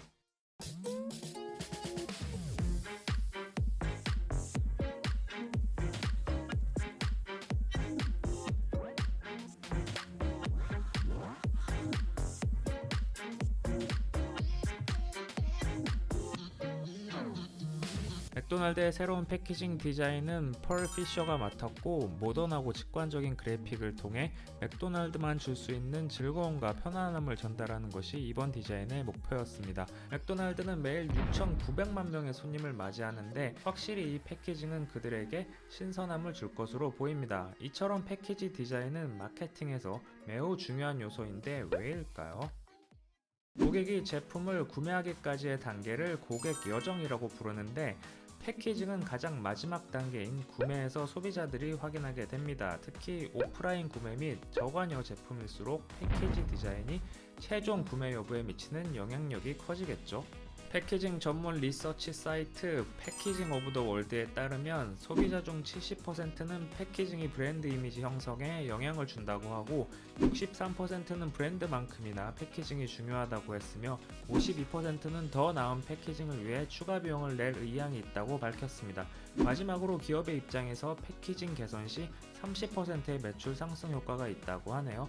오늘은 브랜드 이미지에 활력을 불어넣어주는 리브랜딩, 그 중에서도 패키지 디자인의 중요성에 대해서 간단히 살펴보았습니다. 마케팅 전략을 세울 때 제품 컨셉에 맞는 참신한 패키징까지 함께 고려한다면 성공적인 판매에 한 발자국 더 다가갈 수 있을 듯 합니다. 네, 맞는 얘기입니다. 맞는 얘기입니다. 마케터가 설정한 핵심 컨셉은 소비자들에게 전달되기까지 여러 가지 오류에 시달리게 됩니다. 첫 번째 오류의 가능성은 CR 담당자에게 달려 있습니다. 자, 요거 말로 좀 설명을 드릴게요. 마케터가 방금 전에 핵심 컨셉이라는 거를 설정했다 그랬잖아요. value, benefit, attribute 이렇게 value 레더링. 자, 요거를 설계를 했다. 요거를 표현하는 거는 아까 전에 그런 포맷으로 표현을 합니다. 어쨌든 자, 요렇게 설정을 했다. 그 다음에 CR 담당자한테 넘겨줄 때는 예를 들자면 어트리뷰트를 강조를 해서 광고를 제작을 해주십시오. 디자인을 해주십시오. 뭐 이렇게 얘기를 할 거란 말이에요. 혹은 베네핏을 강조를 해주세요. 밸류를 강조를 해주세요. 라고 얘기를 전달을 합니다. 그러면 요 핵심 컨셉이 여기에 이렇게 들어가서 여러 가지 다른 오브제들과 함께 녹아서 광고나 디자인이나 뭐 등등등이 만들어지겠죠. 근데 중요한 건 이렇게 전달되는 과정에서 요 핵심 컨셉이라는 게 흐트러지면 안 된다는 거, 망가지면 안 된다는 거, 그걸 강조하고 싶은 거예요. 왜냐하면 CR 담당자도 욕심이 있어요. 욕심이 있어서 얘네들도 좀 독특하고 눈에 띄는 무언가를 만들고 싶어 하거든. 그러다 보면 이 핵심 컨셉이 여기서 부각이 안 되고 다른 오브제들이 여기서 막 부각이 돼버리면 핵심 컨셉이 보이지 않는 경우가 발생을 하게 된단 말이에요. 근데 그걸 계속 마케터는 모니터링을 해야 된다는 거지. 그 부분을 얘기를 하는 거예요.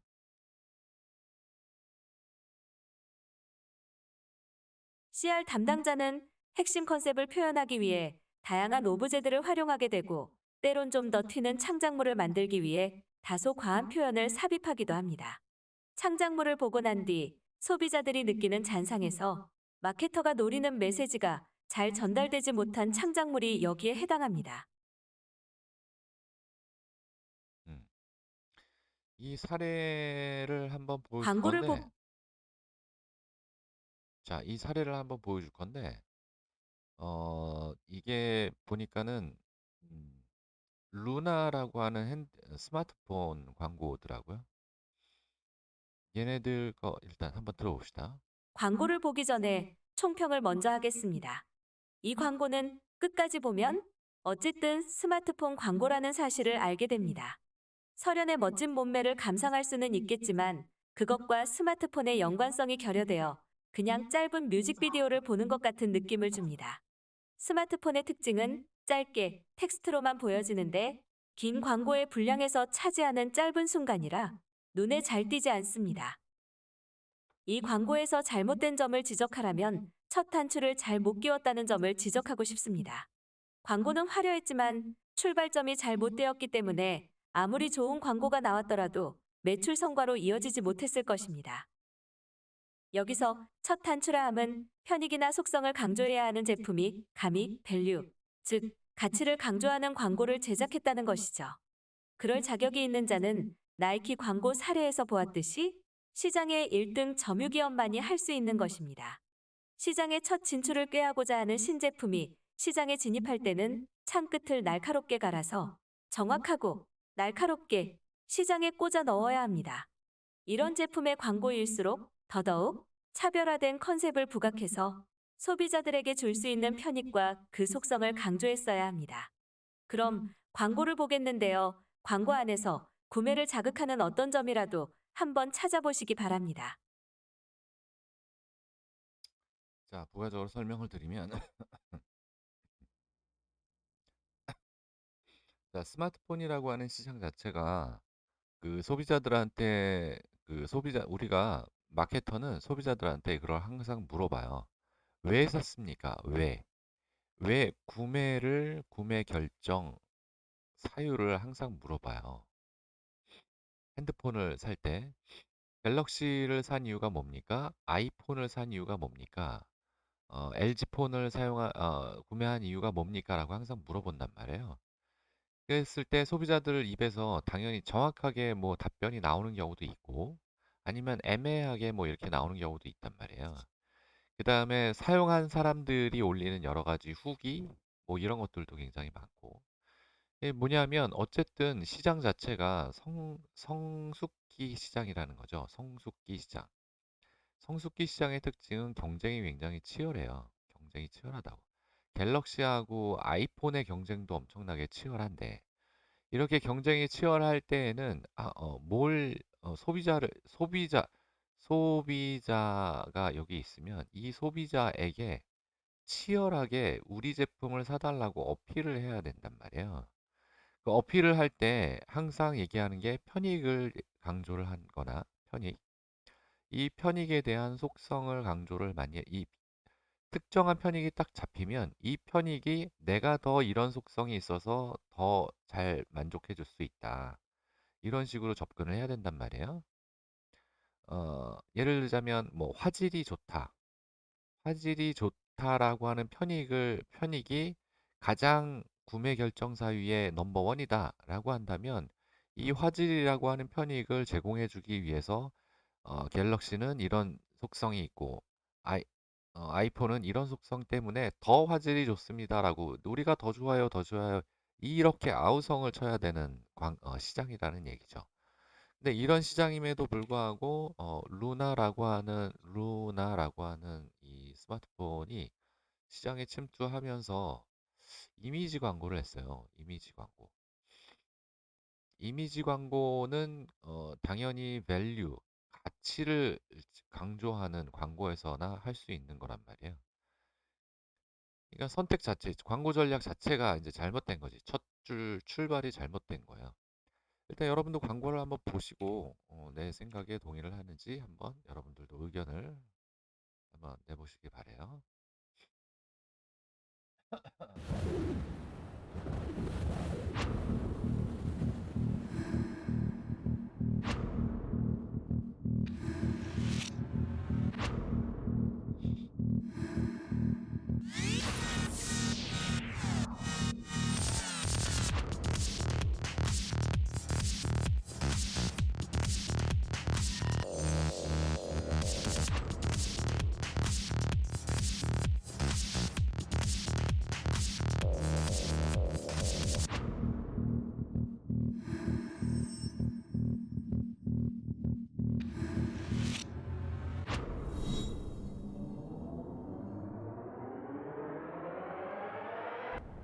미치지 않고서야. 로나, 오직 SK텔레콤에서만.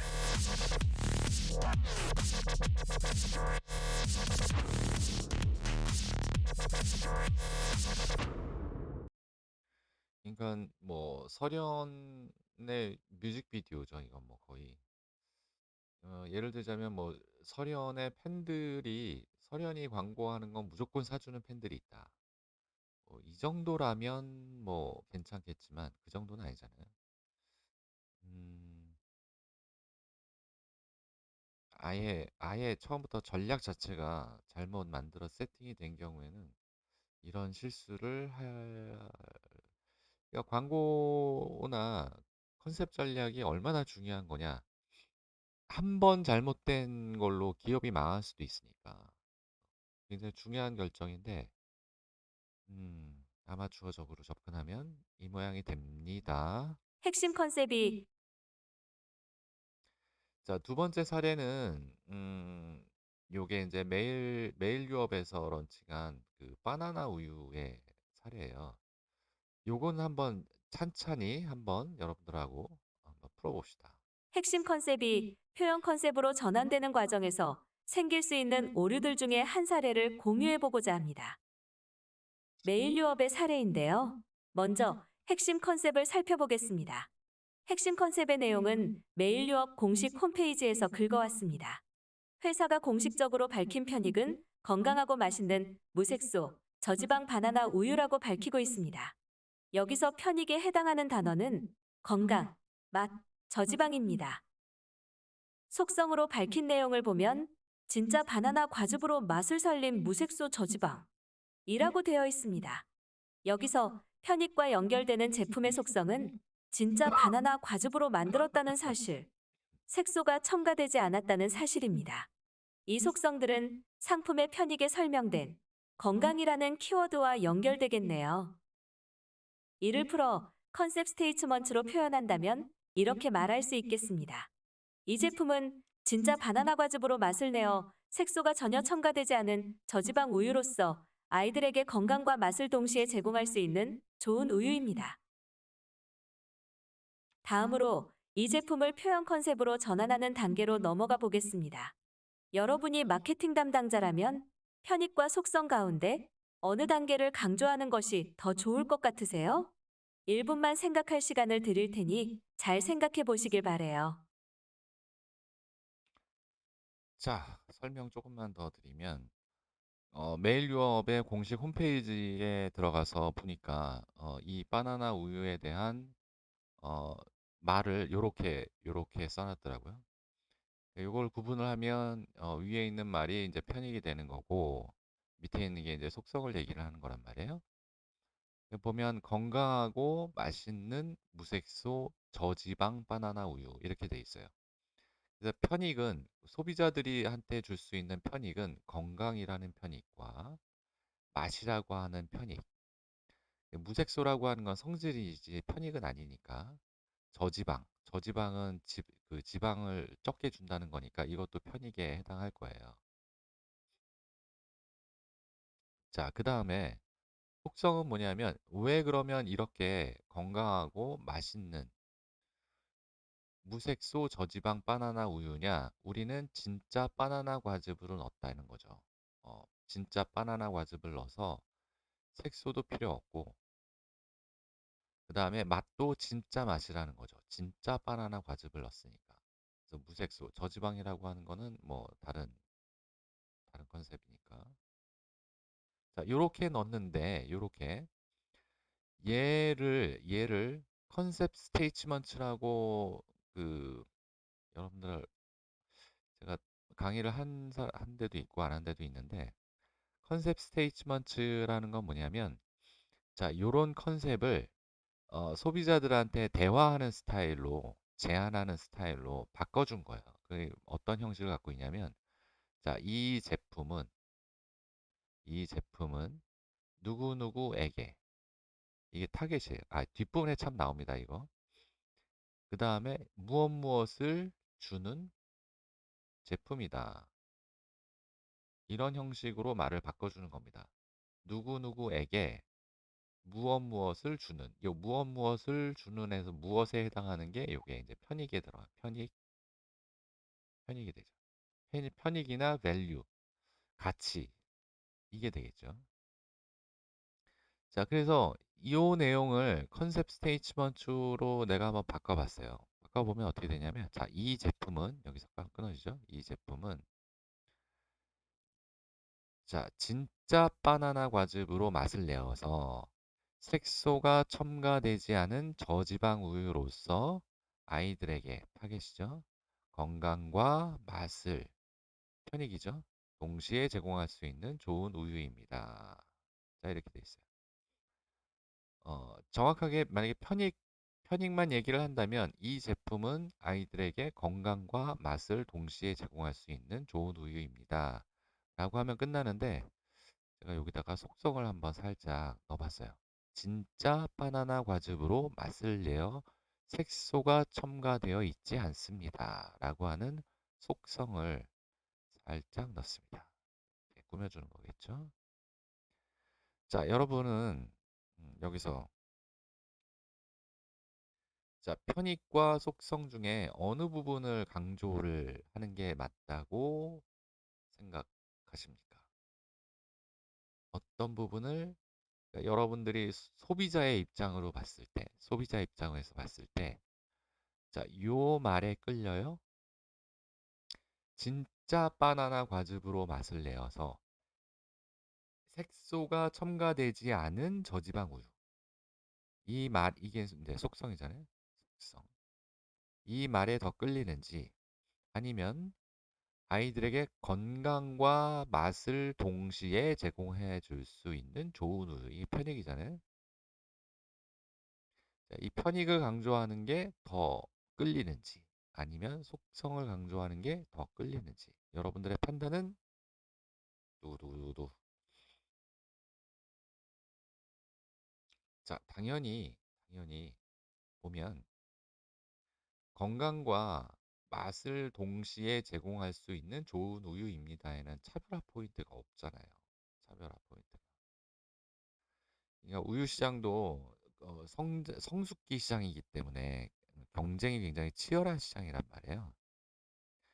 이런 시장에서 이렇게 단순하게 편익만 얘기해 가지고는 팔리지가 않는단 말이에요. 그래서 이런 시장일수록 점차적으로 차별화된 속성을 개발을 하게 돼 있고 이 속성을 강조를 하는 컨셉을 만들어야 돼요. 자, 그래서 당연히 속성을 강조를 해야만 한다.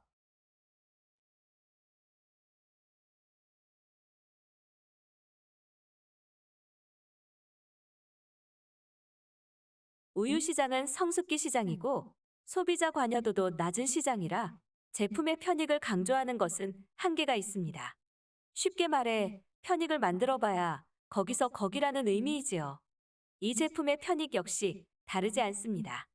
건강, 맛, 저지방 이런 편익들로는 다른 제품들과의 차별화된 편익을 만들 수 없는 것이죠. 반면에 속성 부분을 살펴보면 독특한 속성이 하나 보입니다. 진짜 바나나 과즙으로 맛을 살렸다는 점인데요. 따라서 이 부분을 표현 컨셉으로 잡아 진도를 더 나가보기로 합니다. 자, 차별화 포인트를 속성 레벨에서 잡은 거예요. 속성 레벨에서 잡겠다 라고 결정했습니다.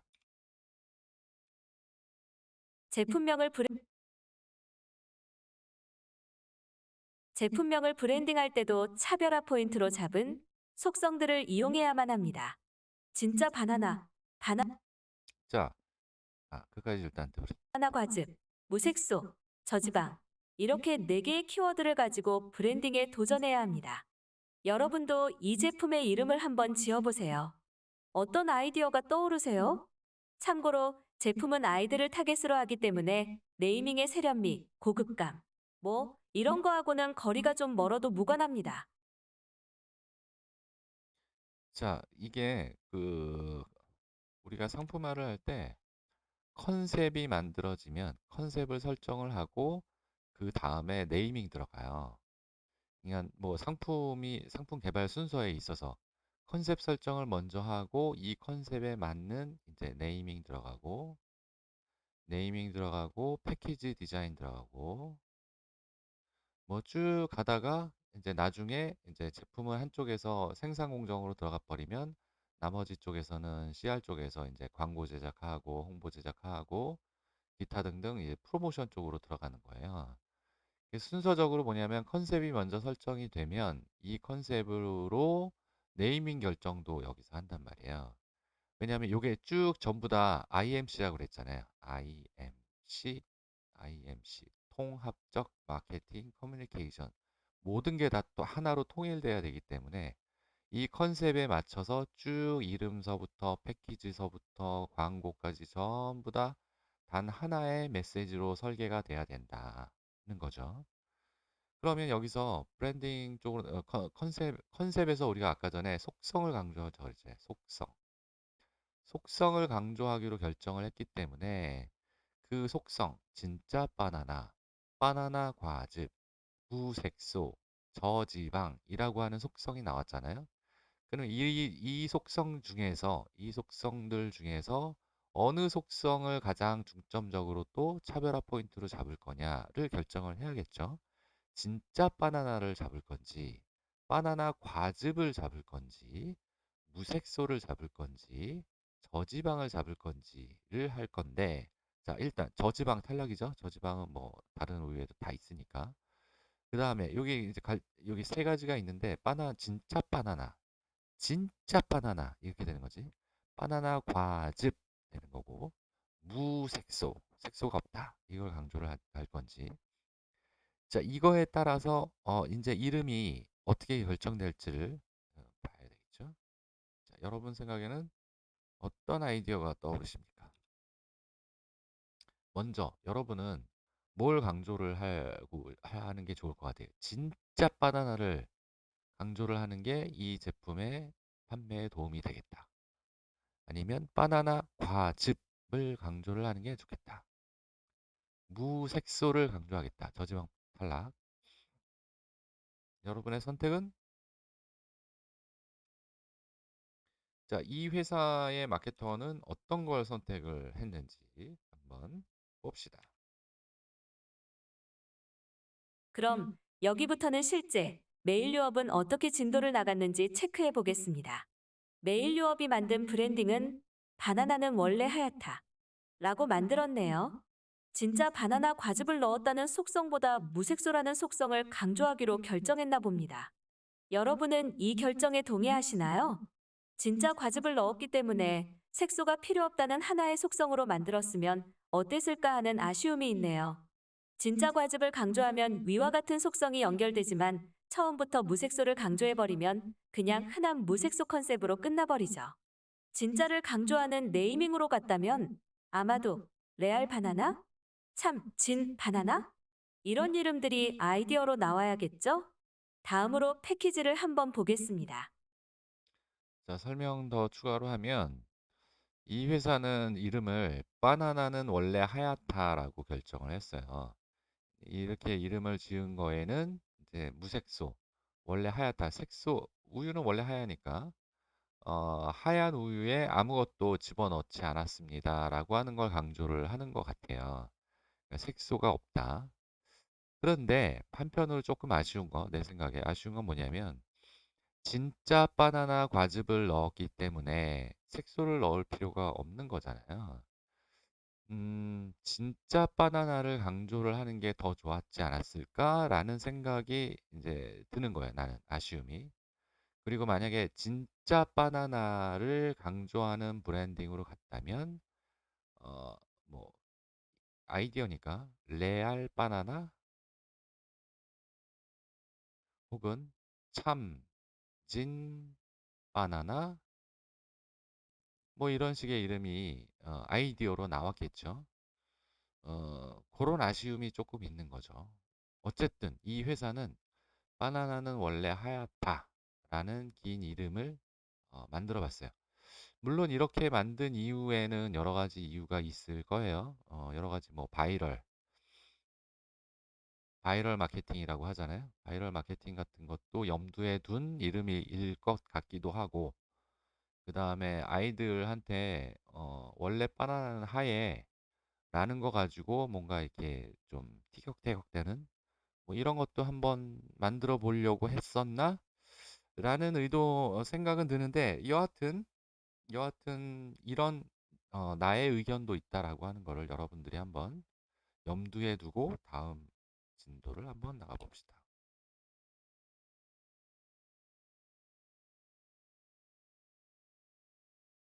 자, 이렇게 디자인을 만들었어요. 패키지에서도 무색소를 강조한 컨셉을 적용하였네요. 이건 메일유업이 결정한 네이밍에서 따온 일관된 컨셉이니 패키지 디자인은 정상적으로 적용했다고 보는 것이 맞을 것 같습니다. 한편 진짜 바나나를 강조하는 네이밍이었다면 패키지 디자인도 바나나를 강조하는 디자인이 전면에 적용되어야 하겠죠? 그럼 다음으로 이 제품에 대한 광고를 점검해 보겠습니다.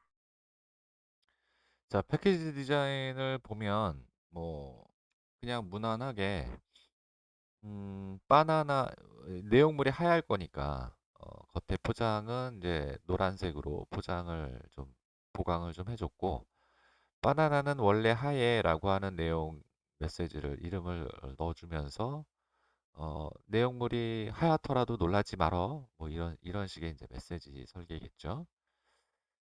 무색소라고 하는 거 역시 강조되어 있고, 뭐 이런 내용으로 했는데, 이런 내용의 브랜딩으로 갔기 때문에 패키지도 당연히 뭐 이렇게 나오지 않았을까?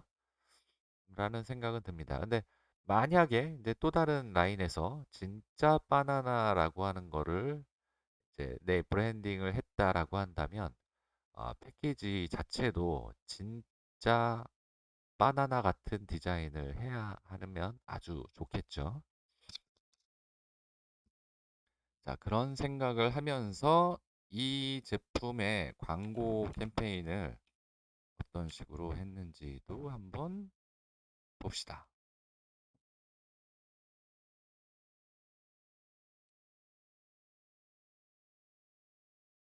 아니 하용이가요 급식 시간에 밥은 안 먹고 애가 이상한 바나나 우유를 계속 먹고 있거든요.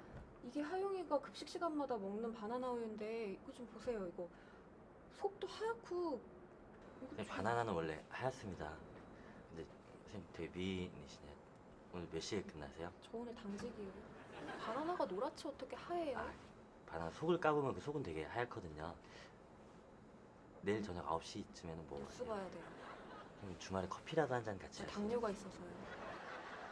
치맥이라도 다 알레르기 때문에 그냥 밥이라도 한번. 제가 쌀을 별로 안 좋아해서. 바나나는요, 껍질을 까보면 분명히 속은 하얗잖아요. 자꾸 삼촌한테 뭐라고 하는 사람들이 원망스러워요.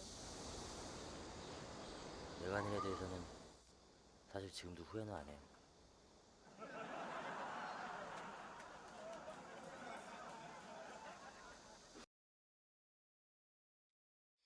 이게 광고의 메시지가 뭡니까? 라고 이제 물어보면 분명히 뭐 어린아이들한테는 더 단순 무식한 답변이 아마 나올 거예요. 바나나는 원래 하얗다. 그러니까 하얀 바나나 우유, 하얀 우유, 하얀 바나나 우유. 이렇게 답변이 나올 것 같단 말이에요. 자, 제가 정리한 총평을 한번 들어봅시다. 총평입니다. 시장에 새로운 제품을 출시할 때 반드시 지켜야 하는 것들 중 하나는 소비자들의 인식 혹은 편견을 바꾸려고 노력하는 것은 매우 힘든 여정이기 때문에 가능한 그 길은 가지 않는 것이 바람직합니다. 이번에 출시한 바나나 우유가 하얀색으로 나온 이유가 원래 바나나는 하얗다는 논리는 자칫 소비자들을 가르치려 든다는 잘못된 이미지를 줄 수도 있습니다. 이보다는 차라리 아이들에게 건강한 유제품을 공급해주기 위해 진짜 바나나 과즙을 넣다 보니 색소를 넣을 필요가 없었다는 논리가 좀 더 겸손한 설득이 아니었을까 합니다. 하얀 바나나 우유는 그 자체로도 인지부조화 현상을 불러 일으킬 가능성이 있습니다. 소비자들은 단순한 기억을 선호하기 때문에 하얀 바나나 우유라는 것보다는 진짜 바나나 우유로 포지셔닝 하는 것이 어땠을까 하는 생각입니다. 광고의 컨셉만 들여다보아도 무색소, 건강이라는 컨셉은 사라지고 오로지 우유 색깔이 하얗다는 잔상만 남게 하는 결과를 낳았으니까요. 색깔이 하얗다는 컨셉은 당초 설계한 핵심 컨셉에도 없는 내용이었고 소비자 편익에도 닿아 있지 못합니다. 결국 핵심 컨셉이 표현 컨셉으로 전환되는 과정에서 차별화 포인트를 너무 강조하다 보니 당초의 컨셉은 사라지고 엉뚱한 컨셉이 소비자들에게 전달되는 오류를 범한 사례라고 할 수 있겠습니다. 자, 추가적으로 좀 더 설명을 하면 보면 이게 광고 컨셉이라든가 표현 컨셉에서 주요 키워드는 하얗다예요. 하얗다.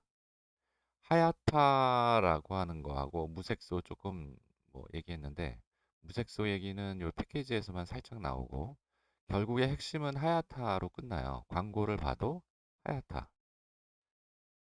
우유가 하얘니까 당연히 그냥 하얗다라고 하는데 하얗다라고 하는 컨셉하고 무색소라고 하는 컨셉하고 하얗다라고 하는 컨셉에서 무색소가 바로 연결되지 않아요. 색소가 없으니 없다. 색소가 없다. 색소가 안 들었다. 라는 거하고 색소가 없으면은 하얘? 우유니까 하얗지.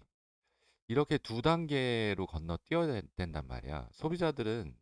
소비자들한테 이렇게 두 단계씩 건너뛰어서 생각을 하라고 얘기하는 거는 무리예요. 그렇게 이야기하면 되게 좀 힘들어요, 소비자들이. 인식을 아예 안 하니까. 우리 제품이나 브랜드를 위해서 소비자들이 한 번 더 생각해 준다는 건 굉장히 감사한 일이지, 그렇게 생각해 주기를 기대해서는 안 된다는 거지. 결론적으로 얘기하면 하야타라고 하는 컨셉만 남은 거는 우리가 브랜드 속성을 얘기할 때 처음에 편익과 속성 설계를 했잖아요. 이 편익과 속성 설계에도 하야타라고 하는 건 없었단 말이에요. 없다고. 그러니까 없는 얘기를 하니까 일관성에서 이제 결여된 마케팅 커뮤니케이션이 된 거죠. 제품의 판매 실적은 어떨런지는 몰라도 여하튼 뭐 이렇게 해서 뭐 바이럴에서 대박이 났다 뭐 이렇게 됐는지는 모르겠지만 여하튼 마케팅의 핵심 컨셉이 표현 컨셉으로 전환되는 과정에서 어긋난 사례, 어긋났다. 그런 사례로 여러분이 기억하면 될 것 같아요. 이번 강의의 마지막 자, 강의의 마지막으로 광고를 볼 건데 잠깐만 무슨 얘기했는지 봅시다. 이번 강의의 마지막 장으로 실전 연습을 해보도록 하겠습니다. 다음에 나오는 광고들을 보면서 이 광고의 컨셉이 핵심 컨셉 가운데 가치, 편익, 속성, 어느 단계를 강조하는 광고인지를 생각하면서 광고를 보시길 바랍니다. 광고를 끝으로 이번 강의를 마치겠습니다. 오늘도 고생하셨습니다. 자, 광고를 요거 보여드리면은 이제 시간이 너무 길어져서 일단 여러분들한테 이제 숙제로 내주는 거니까 이제 앞으로 여러분들이 TV나 뭘 볼 때 이제 광고, CF가 나오거나 아니면 뭐 잡지 광고가 됐던 뭔가를 볼 때 이거를 구분해서 아 이게 이제 밸류, 밸류를 강조하는 광고인지 베네핏, 편익을 강조하는 광고인지 그다음에 어트리뷰트, 속성을 강조하는 광고인지 그거를 한번 구분하는 훈련을 여러분들이 좀 할 필요가 있어요. 특히 이제 밸류 같은 경우에는 요걸 이제 이미지 광고라고 하거든요. 이미지 광고. 그냥 뭔가 이미지를 구축하기 위해서 만드는 광고다 해서 이미지 광고라고 하는데 이미지 광고는 전부 다 밸류 레벨에서의 강조를 하는 광고라고 이해하면 될 것 같아요. 그래서 그런 연습을 좀 하자라고 하는 의미로 하고요.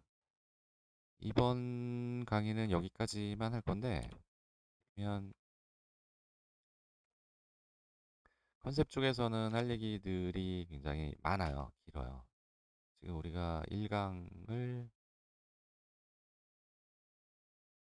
우리가 먼 여정을 가야 돼요. 컨셉은 되게 재밌습니다. 컨셉은 봐야 되는 내용들도 되게 재밌고 사례들도 워낙에 많아서 오늘 여기까지 온 거고, 컨셉 전략서부터 그다음에 컨셉 개발하는 거, 그다음에 컨셉을 표현 전략으로 넘기는 것까지 배울 건데, 크리에이티브 전략 쪽으로 넘어가는 거는 이제 디자이너들 영역이라서 이 부분은 패스를 할 거고, 컨셉 발굴하는 것 쪽까지 아무튼 쭉 이번 2주 강의로 나눠서 이제 오늘 첫 번째 강의가 됐으니까, 오늘 강의도 굉장히 길었잖아요.